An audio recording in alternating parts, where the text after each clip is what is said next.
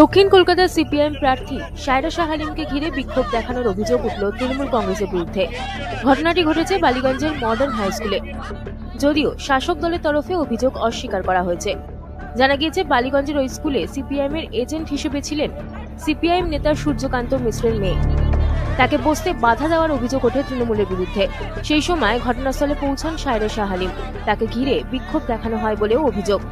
যদিও তৃণমূলের পাল্টা দাবি, মদ্যপ অবস্থায় এজেন্ট হিসেবে বসেছেন সূর্যকান্ত মিশ্রের মেয়ে। তিনি বিশৃঙ্খলা তৈরি করেছেন বলে পাল্টা অভিযোগ শাসক দলের। সূর্যকান্ত মিশ্রার মেয়ে এখানে বসে আছে। माला रॉय 3 जन गुंडा, माला रॉय के 3 लोग गुंडा मुझे यहाँ से भगा दिया है, मुझे गाली दिया और मुक्का ऐसे करके दिखाया, क्या मारेगा तुम्हें, ऐसे मुझे धमकी दिया। कौन दिखाया? माला रॉय का 3 गुंडा। সূর্যকান্ত মিশ্র মেয়ে এজেন্ট বানিয়ে মদ খেয়ে বসে আছে।